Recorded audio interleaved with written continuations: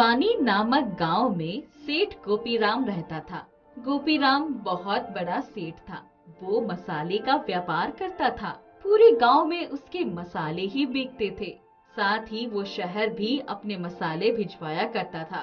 सेठ गोपीराम बहुत पैसे वाला था, मगर बहुत लालची भी था। मसाले में शुरू से मिलावट करते आया था।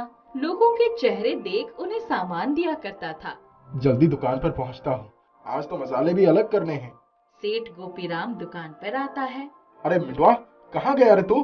सेठ जी बोलिए, यहाँ हूँ। अरे उधर अंदर क्या कर रहा है? सेठ जी सामान सही कर रहा था।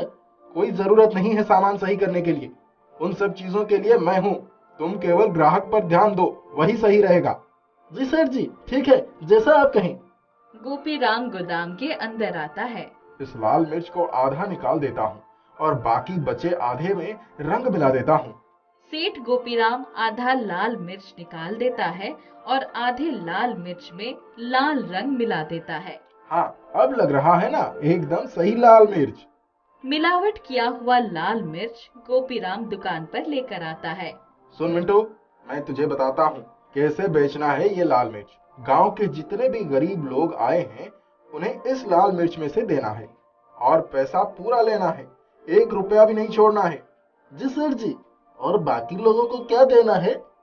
गांव के जितने भी अमीर पढ़े लिखे प्रतिष्ठित लोग हैं उन्हें इसमें से लाल मिर्च मत देना। गोदाम में रखी बोरी में से उन्हें लाल मिर्च दे देना और ऐसा ही सब मसाले के साथ होगा। जी सेठ जी, ठीक है। सेठ गोपीराम ने आज तक ये बात सभी से छिपा कर रखा हुआ था। यहाँ तक कि मिंटू को भी इस मिलावट की जानकारी नहीं थी। इस तरह गांव के लोगों को ठग कर गोपीराम खूब पैसे कमाया करता था।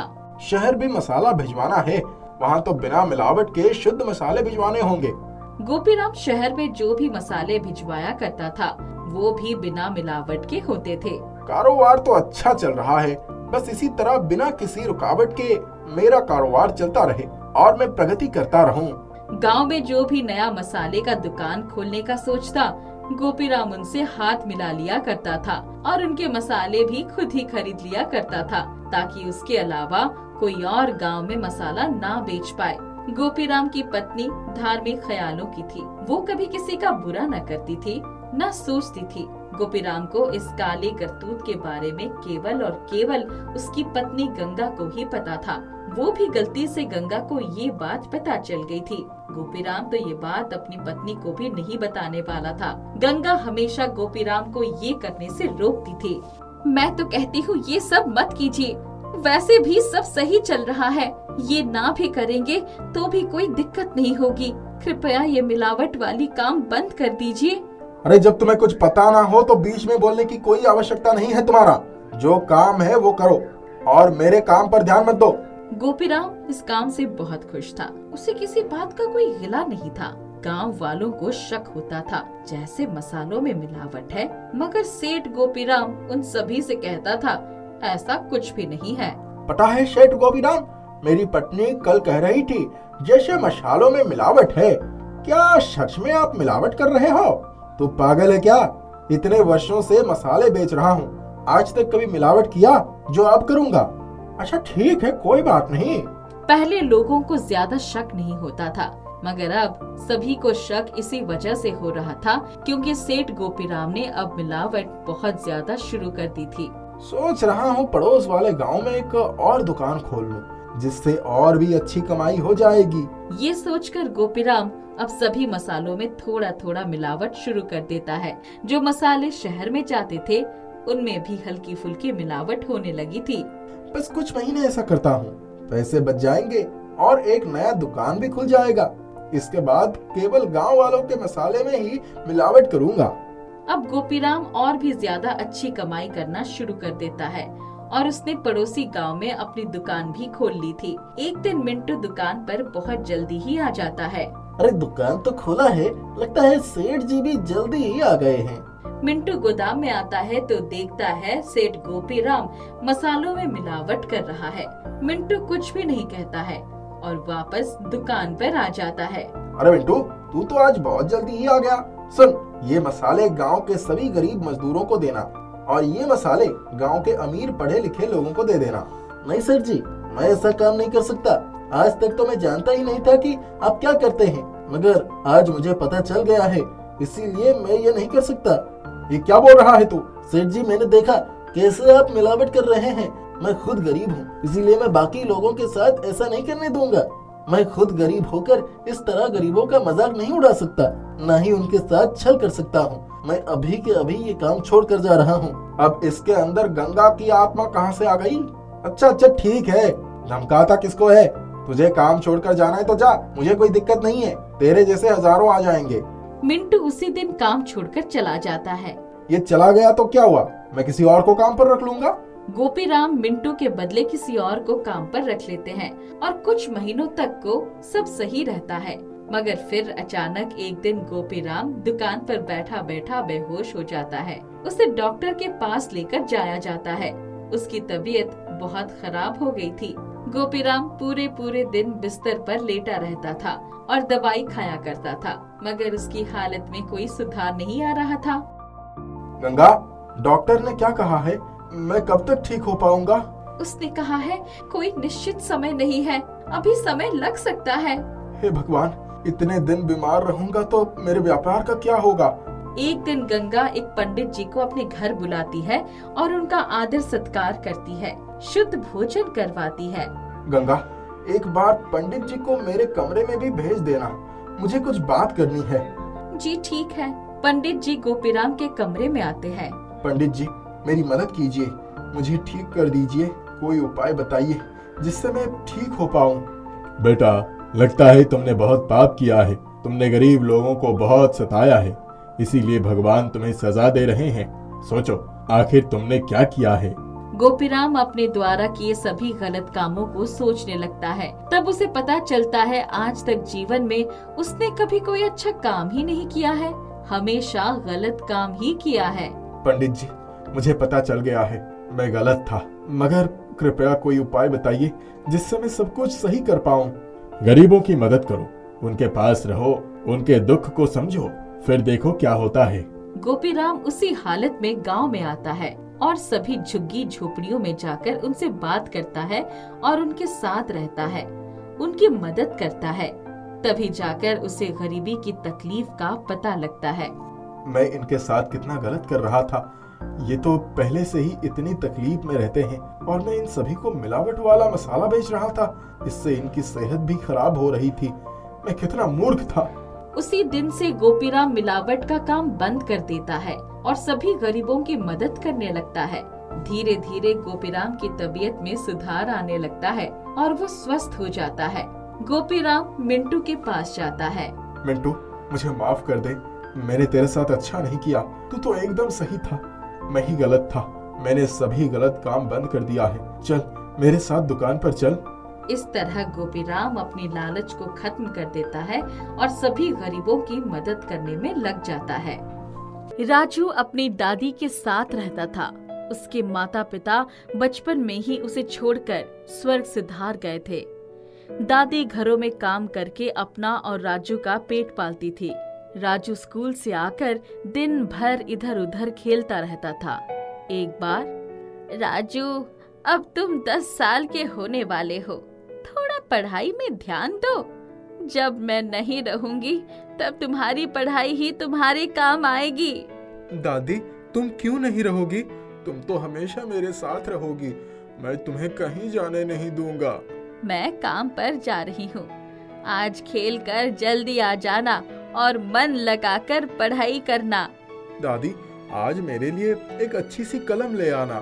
तू अगर खेल कर जल्दी आ जाएगा तो हम चलकर कलम खरीद लेंगे। दादी काम से वापस आई तो देखा राजू सचमुच अपनी किताब खोलकर बैठा था और पढ़ रहा था। दादी बहुत खुश हुई। ये हुई ना बात, चल हम कलम ले आते हैं।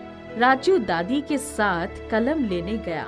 जब वापस आया तो उसका दोस्त मुत्रा आ गया।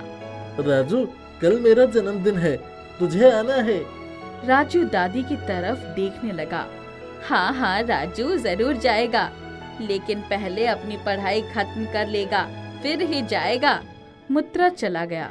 राजू अब मन लगाकर पढ़ाई करने लगा। दादी, मेरे बहुत अच्छे नंबर आए हैं। टीचर ने मुझे शाबाशी दी है। तू ऐसे ही दिल लगाकर पढ़ेगा तो एक दिन जरूर बड़ा आदमी बनेगा।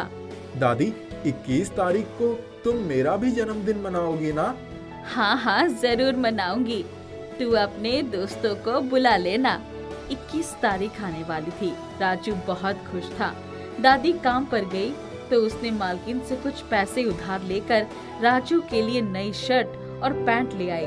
कपड़े देखते ही, दादी तुम कितनी अच्छी हो, लेकिन मुझे गुब्बारे और केक भी तो लाना होगा ना? मैं सब कुछ ले आऊंगी, तू चिंता मत कर। कितना खुश है मेरा बच्चा। इसके माँ बाप होते तो इसको कितना सुख मिलता। मैं अभागी इस बच्चे को छोटी छोटी इच्छाएं भी कितने मुश्किल से पूरा कर पाती हूँ। उसके जन्मदिन वाले दिन दादी ने छुट्टी ले ली थी और सुबह से ही पूरी सब्जी खीर सब तैयार कर लिया था।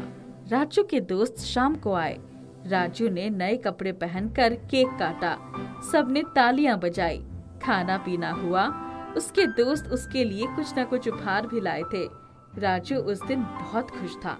दादी, जब मैं बड़ा हो जाऊंगा तब तुम्हें बहुत खुश रखूंगा। तुमने मेरे लिए कितनी मेहनत की है। तेरे सिवाय मेरा है ही कौन। तू खुश रहे, बस यही तो चाहती हूँ। राजू सोने गया तब नींद आंखों से कोसों दूर थी। बार बार अपने उपहारों को खोलकर देखता रहा। राजू अब मन लगाकर पढ़ाई करने लगा था। अचानक ही वो बहुत समझदार हो गया था। एक दिन सुबह उठता तो, दादी मैं स्कूल जा रहा हूँ, कुछ खाने को दे दो। दादी सो रही थी। राजू उनके पास जाकर, दादी उठो, आज काम पर नहीं जाओगी क्या? नहीं, आज मेरी तबीयत ठीक नहीं है। रसोई में रात की रोटी सब्जी रखी है, खा ले। स्कूल से आते समय मेरी दवा की शीशी लेते आना। दादी ने अपने आंचल से एक मुड़ा तुड़ा 10 का नोट थमा दिया उसे। राजू स्कूल से वापस आ रहा था तो उसने देखा कि उसके घर के पास वाले मैदान में बहुत बड़ा मेला लगा है, लेकिन उसे दादी की दवा भी खरीदनी थी। इसलिए दादी को दवा देकर फिर मेला देखने जाऊंगा। दादी, अब कैसी तबीयत है तुम्हारी? दवा खा लूंगी, ठीक हो जाऊंगी। दादी, यहीं पास में बहुत बड़ा मेला लगा है, मुझे भी जाना है। राजू, इस महीने तक मुझे बहुत कम पैसे मिले थे। पिछले महीने उधार लिए थे ना, सिर्फ 10 रुपए ही दे पाऊंगी तुझे। कोई बात नहीं दादी, वही दे दो, मैं मेला देखने जा रहा हूँ। राजू पैसे लेकर मेला चला गया। बड़ी बड़ी दुकानों पर स्वादिष्ट मिठाइयाँ सजी थी। कहीं रंग बिरंगे खिलौने थे तो कहीं बड़े बड़े झूले पर लोग चीखे मार मार कर झूला झूल रहे थे। मेरे पास तो 10 रुपए ही हैं, इन्हें खर्च नहीं करूँगा। वो आगे बढ़ता जा रहा था तभी उसकी नजर बर्तनों की दुकान पर पड़ी। वहाँ तरह तरह के चमकते बर्तन देखकर वो दुकान के सामने रुककर मोल भाव करने लगा। हर चीज का दाम 20 रुपए से ऊपर ही था। अचानक उसकी नजर वही कोने में रखे एक चम्मच पर पड़ी। काका, ये चम्मच कितने का है? तुझे इतने बर्तनों में से ये बर्तन ही पसंद आया? तुझे चाहिए ये? हाँ, पर कितने का है? तू इसे ऐसे ही ले जा, इसकी कोई कीमत नहीं लूंगा तुझसे। राजू ने बड़ी खुशी खुशी चम्मच ले लिया। उसने एक किताब कॉपी की दुकान से अपने लिए एक कॉपी खरीद ली और घर गया। मेले से कुछ खरीद कर खाया तूने? राजू ने चम्मच और कॉपी दादी के सामने रख दिया। कॉपी तो ठीक है, पर चम्मच क्यों लिया? दादी, हमारे पास कोई चम्मच नहीं है ना, इसीलिए ले आया। चल ठीक है, अब तो मैं अपनी दवा भी इसी से पी लूंगी।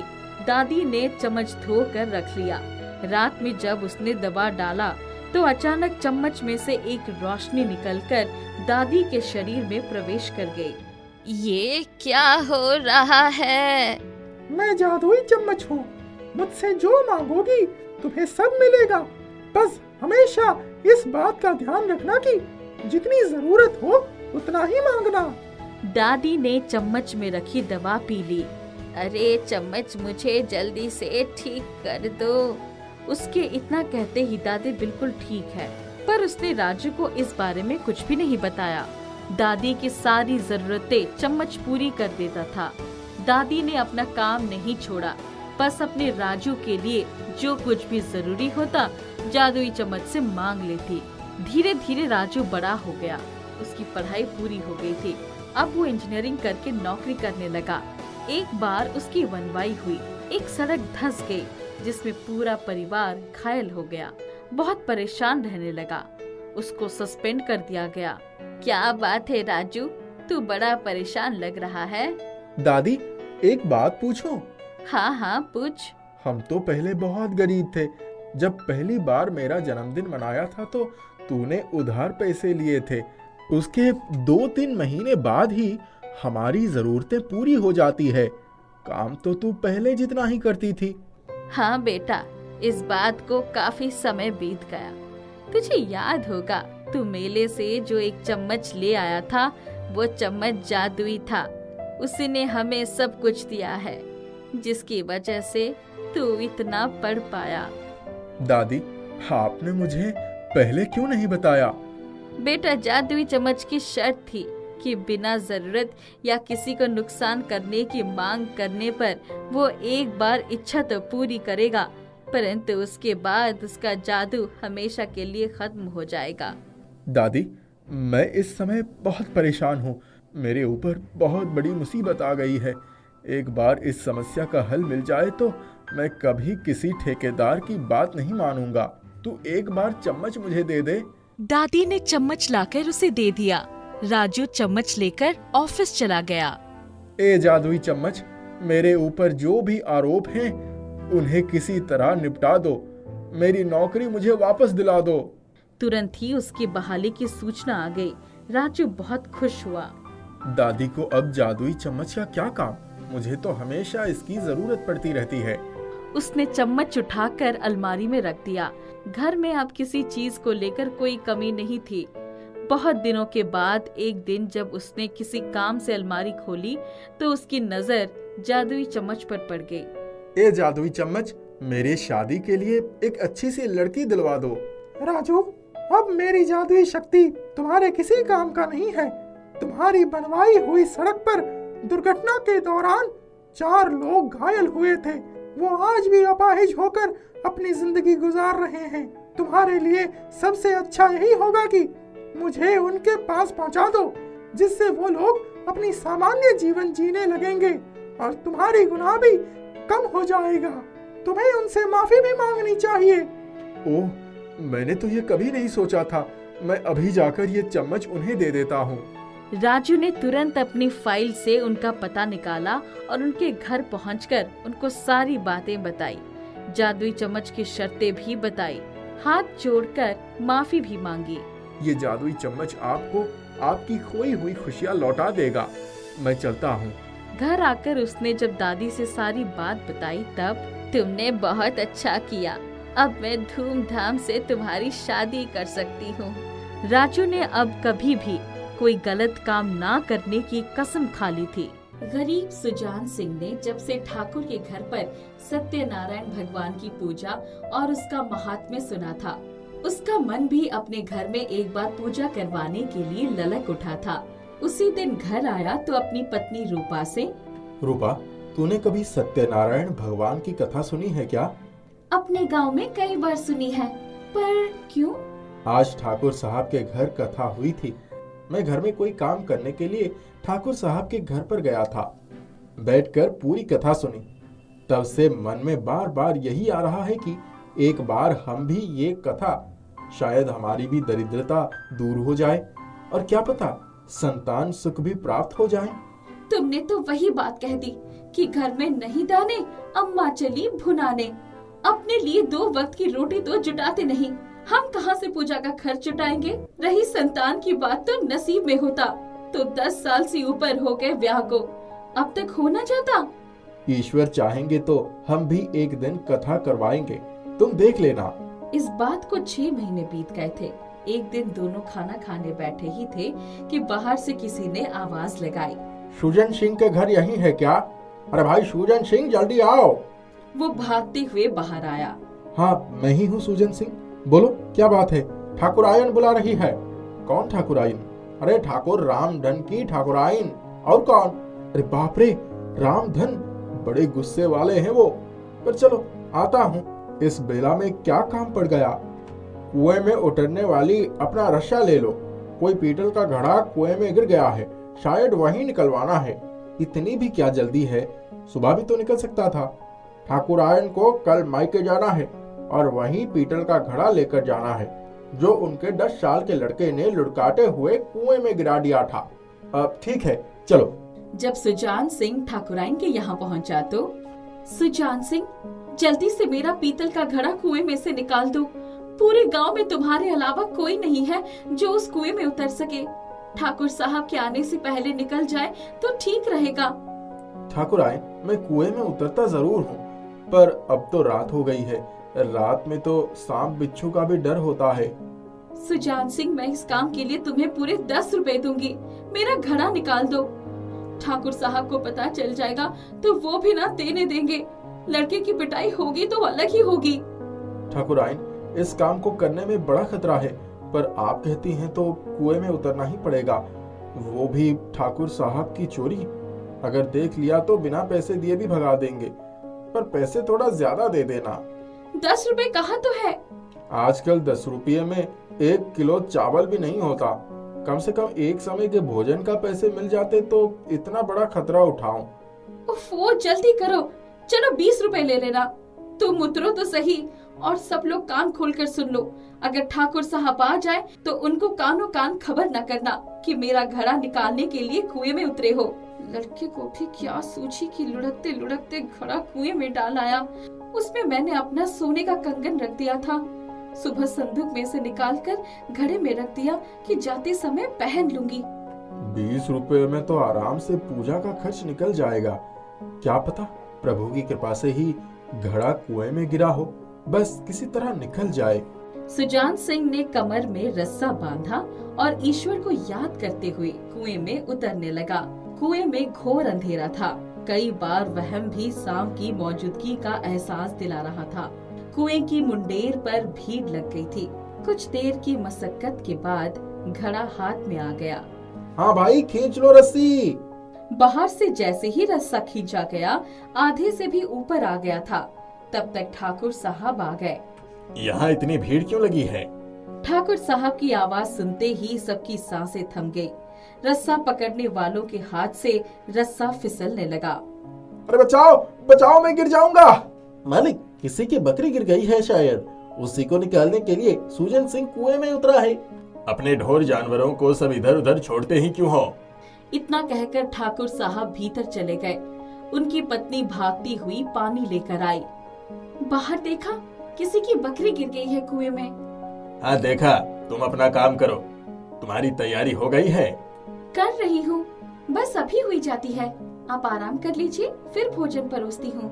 तभी बाहर से आवाज आई, आ गया, निकल लिया। ठाकुराइन बाहर निकल कर गई और झट से घड़ा लेकर आ गई। हांफते हुए छत पर पहुंची। वहीं से 10-10 रुपए की 2 नोट छोटे से पत्थर में लपेटकर नीचे फेंक दिया। आपकी जय हो ठाकुराइन। तब तक ठाकुर साहब बाहर आए। अब ठाकुराइन को देखते ही आग बबूला हो गए। छत पर पहुंच गए। यहाँ क्या कर रही हो? वो सुजान सिंह तुम्हारी जय जयकार क्यों कर रहा है? अरे हमने ही तो बकरी के बच्चे को गिरते हुए देखकर सुजान सिंह को बुलाया था। उसको पैसे भी तुमने ही दिए होंगे। लो कर लो बात। हमारे कुएं में गिरकर बकरी मर गई होती तो हम पानी कैसे पीते? आप तो थे नहीं तो मुझको ही बुलाना पड़ा। कितने पैसे में राजी हुआ था? 3 रुपए में। तो बाहर जाकर क्यों नहीं दिया पैसे? आपको तो शक की बीमारी है ना। साड़ी धोकर छत पर फैलाई थी, उसी की गांठ में 5 रुपए बांधे थे, वही लेने आई थी, यही से फेंक दिया। अच्छा चलो, खाना दो। ठाकुराइन की जान में जान आई। बाहर की भीड़ भी खत्म हो गई थी। घड़े में आभूषण सही सलामत रखे थे। सबको खिला पिलाकर ठाकुराइन अपना गहना उठाकर रख दी। आज तो जान बच गई, वरना कंजूस ठाकुर मेरी जान ही ले लेते। एक तो इतनी बड़ी लापरवाही, दूसरे 20 रुपए सुजान सिंह को देकर घड़ा निकलवाना। वो तो कहो कि ईश्वर की कृपा से वही जाकर खड़े ना हुए। सुजान सिंह की तो बांछें खिल गई थी। सत्यनारायण भगवान की कथा करवाने का सोचा था और इतनी बड़ी रकम मिल गई। इसी को कहते हैं प्रभु कृपा। घर जाकर पत्नी से, सुन, तू कह रही थी ना घर में नहीं दाने, अम्मा चली भुनाने। ये देख 20 रुपए, शायद इसीलिए मिल गए। सोचता हूँ कल ही कथा करवा लूं। कथा में पूरे 5 रुपए तक लग जाएंगे। जो भी लगे, अब तो इस पैसे से कथा ही होगी। दूसरे दिन ही पंडित जी के पास गया। भाई पूजा हो जाएगी, 1 रुपए मेरी भी दक्षिणा दे देना। पंडित जी, गरीब आदमी हूँ, कम से कम में करवा दीजिए। देखो, भगवान को तो सब कुछ चढ़ाए बिना पूजा होने से रही। सामग्री मैं ही ले आऊंगा, तुम सिर्फ आटे की पंजीरी और चरणा मूत्र की व्यवस्था कर लो। सब मिलकर 5 रुपए तक लग जाएंगे। ठीक है पंडित जी, 10 बजे तक आ जाइएगा। पंडित जी, 4 रुपए में करवा दीजिए। हमें तो पुजारी के लिए आटा भी खरीदना होगा, दूध, दही, चीनी अलग से। चलो, यजमान की खुशी में ही हमारी खुशी है। सुजान सिंह सारा सामान ले आया। पंडित जी भी 10 बजे आ गए। सुजान सिंह सबको न्योता देते हुए आया था। जिसने सुना हैरान हो गया कि सुजान सिंह सत्यनारायण भगवान की पूजा करवा रहा है। आसपास के लोग कोई आटा, कोई फल, कोई सब्जियां, कोई दूध और कोई दही लेकर कथा में शामिल होने आ गए। दोनों पति पत्नी नहा धोकर साफ सुथरा कपड़ा पहनकर पूजा में बैठ गए। यजमान, कुछ खुले पैसे पास में रख लेना, संकल्प करना होगा। पंडित जी ने पूजा प्रारंभ कर दी। पूजा पूरी 1.5 घंटे चली।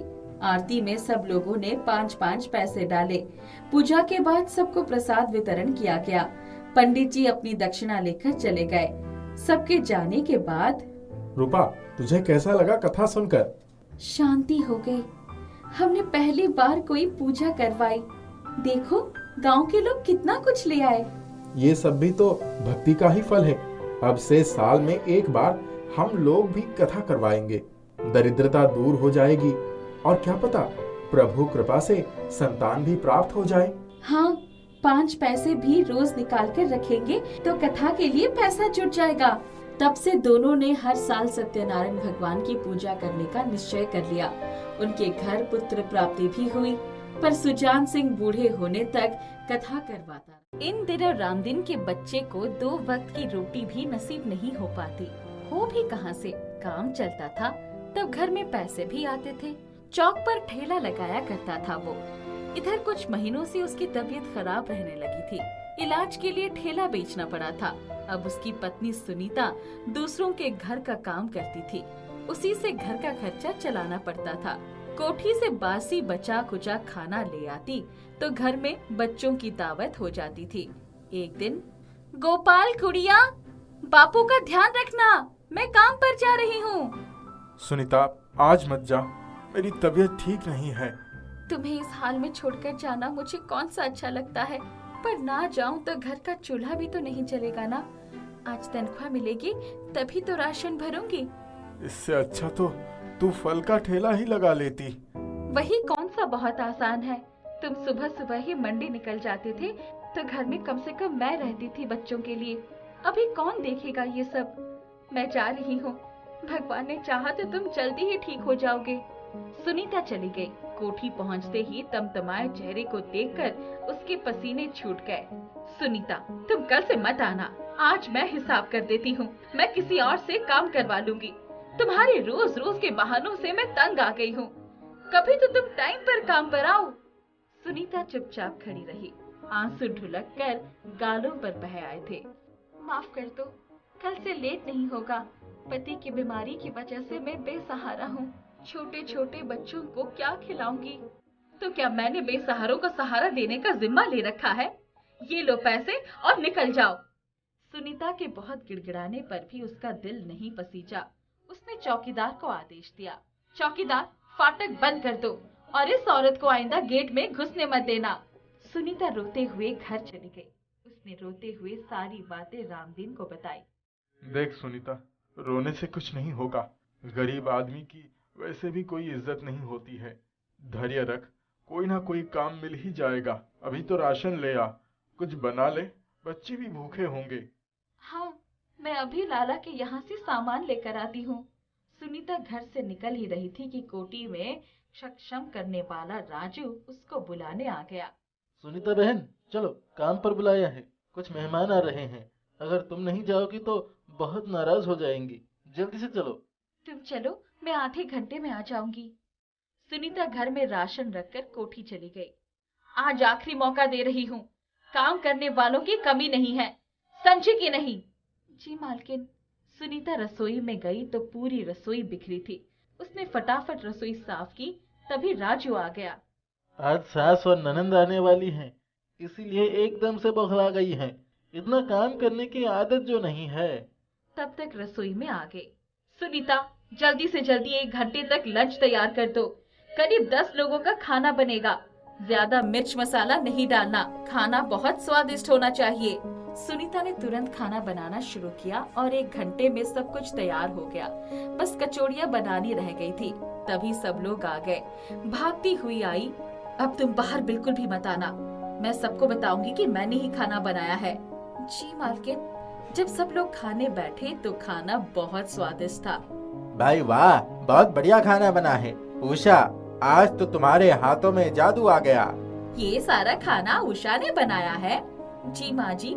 भाभी झूठ क्यों बोल रही हो? खाना आपने बनाया तो रसोई में कौन है? अरे वो तो सिर्फ बर्तन धोती है, खाना तो मैंने ही बनाया है।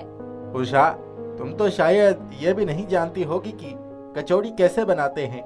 जो स्वाद सुनीता के हाथ की कचौड़ियों में है, वो कोई एक बार खाकर कभी भी नहीं भूल सकता। सुनीता, ओ सुनीता, बाहर आओ। सुनीता डरते डरते बाहर आई। जी मैडम जी। ये कचौड़ियाँ किसने बनाई है? जी आपने। देख लिया आप सबने? सुनीता रसोई में चली गई। जब सभी खाना खाकर अपने अपने कमरे में चले गए, तब सुनीता, बचा हुआ सारा खाना घर ले जाना, यहाँ कोई बासी नहीं खाएगा। शाम को जल्दी आ जाना, शायद ये लोग रात को भी खाना खाएंगे। जी मैडम जी। शाम को जब सब खाने बैठे तो, भाई मुझे तो दोपहर वाली कचौड़ियाँ बहुत पसंद आई, वही खाऊंगी। उषा का चेहरा फीका पड़ गया। तभी सुनीता भर प्लेट कचौड़ियाँ लेकर आ गई। उषा ने सुनीता की तरफ कृतज्ञता भरी आंखों से देखा। भाभी आप लीजिए। नहीं, आप खाइए, मैं सिर्फ चावल ही खाऊंगी। उषा को डर था कि उसने सारा खाना सुनीता को ले जाने को कह दिया था। कचौड़ियाँ तो बची ही न होंगी, पर कचौड़ियों से भरी प्लेट देखकर उसकी बाँछें खिल गई। सबके खाने के बाद वो रसोई में गई। सुनीता, आज तुमने मेरी इज्जत बचा ली, वरना ये दोनों मेरी खिल्ली उड़ाने में कोई कसर नहीं छोड़ती। पर मैंने तो तुमको सारा खाना ले जाने को कहा था, फिर ये कहाँ से आई? मैडम, मैं बनी हुई कचौड़ियाँ ले गई थी, लेकिन उसका आटा और भरवान सब फ्रीज में रख दिया था। बस इतनी सी बात है। उफ़ो सुनीता, तुम बहुत समझदार हो। ये लोग रात को चले जाएंगे। सबके जाने के बाद सुनीता अपने घर जाने लगी। तब सुनीता, रुक जाओ, ये लो 500 रुपए, और कल तुम्हारी भी छुट्टी है, हम लोग कहीं घूमने जाएंगे। और कल तुम्हारी भी छुट्टी है, हम लोग कहीं घूमने जाएंगे। सुनीता चली गई। दूसरे दिन छुट्टी थी। उसने घर के सारे कपड़े धोए, पति और बच्चों को नहलाया धुलाया, घर की सफाई की, खाना बनाया। तभी उसने देखा कि बहुत देर से उसके घर से थोड़ी दूर एक गाड़ी खड़ी है। बार बार उसकी नजर उस गाड़ी की तरफ चली जाती। अचानक उसने देखा कि गाड़ी का दरवाजा खुला और उसमें से एक औरत लुढ़क कर नीचे गिर पड़ी। गाड़ी फर्राटे भरती हुई आगे चली गई। सुनीता भागती हुई गाड़ी के पास दौड़ी। अरे, ये तो उषा मैडम जी है। सुनीता 3-4 लोगों की मदद से उन्हें अपने घर ले आई। बाकी लोगों के जाने के बाद उनके मुंह पर पानी के छींटे डाले। उषा मैडम ने आंखें खोल दी।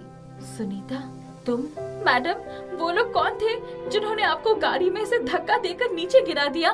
सुनीता, मैं बहुत ही बदनसीब हूँ। मैं सोच रही थी कि मेरे पति मुझसे बहुत प्यार करते हैं, पर वो मेरी भूल थी। उन्होंने मेरी दौलत हड़पने के लिए मुझसे शादी की थी। वो मुझसे पेपर्स पर साइन करवाने के लिए जिद कर रहे थे। मैंने नहीं किया तो मुझे मार पीट कर गाड़ी से धक्का दे दिया। मैडम, आप रुको, पहले आप हाथ मुंह धोकर कुछ खा लो, फिर हम पुलिस में जाकर रिपोर्ट लिखवाएंगे। नहीं सुनीता, मैं अभागी, रिपोर्ट भी नहीं लिखवा सकती, क्योंकि अभी मुझे अपने उस घर से बहुत सारा सामान और पेपर्स लेने हैं। उषा हाथ मुंह धोकर आ गई। सुनीता ने उसके सामने खाने की थाली रख दी। उषा की आंखों से झरझर आंसू गिर रहे थे। सुनीता, तुम कितना अच्छा खाना बनाती हो, मैं जानती थी लेकिन मानती नहीं थी। पर अब मुझे तुम्हारी मदद की बहुत जरूरत है। मैडम, मैं जो कुछ कर सकती हूँ करूँगी आपके लिए। लीजिए, पहले कुछ खा लीजिए। उषा ने खाना खाया। इसके बाद, हमने ऐसा खाना आज तक नहीं खाया। सुनीता, ऐसा लगता है तुमने अपना सारा प्यार इसमें घोल दिया है। क्या है तुम्हारी रसोई में? मुझे तो बहुत ताकत आ गई। मैडम जी, ये तो गरीब की रसोई है। आप जैसे अमीर लोगों के भरोसे ही चलती है। जब काम नहीं रहता तो चूल्हा कैसे चलेगा, इसकी चिंता सताने लगती है। तुम मेरे कमरे में से अलमारी खोलकर उसमें से मेरे गहने और एक लाल मखमली झोला ले आना। कोई तुम्हें देखने न पाए। साहब अभी सो रहे होंगे। तुम्हें जाने से कोई नहीं रोकेगा। जी मैडम जी। उस दिन शाम को सुनीता ने सब सामान लेकर उषा को दे दिया। तीसरे दिन उषा सारे कागजात लेकर कोर्ट चली गई और अपनी वसीयत से अपने पति को बेदखल करने की एप्लीकेशन डाल दी। कुछ दिनों तक सुनीता के पास ही रही। जब सारी प्रॉपर्टी उसके हाथ में आ गई तो एक दिन, सुनीता, आज मैं पुलिस लेकर अपने घर जा रही हूँ और तुम सबको मेरे साथ चलना है। अब उस घर में मैं रहूंगी। उसी दिन उषा अपनी कोठी में पहुंची और उसने अपने पति को कोठी से धक्के मारकर बाहर निकाल दिया, बल्कि उसके खिलाफ मारपीट का केस भी दर्ज करवा दिया था। सुनीता का पूरा परिवार उसके साथ रहने लगा। अच्छी तरह इलाज होने से राम दिन भी ठीक हो गया। सुनीता, तुम्हारी रसोई में खाना खाकर मुझे इतनी ताकत मिल गई कि मैं इतना बड़ा कदम उठा सकी। अब तुम वैसे ही रसोई यहाँ भी जमा दो। दोनों मुस्कुराकर एक दूसरे के गले लग गए।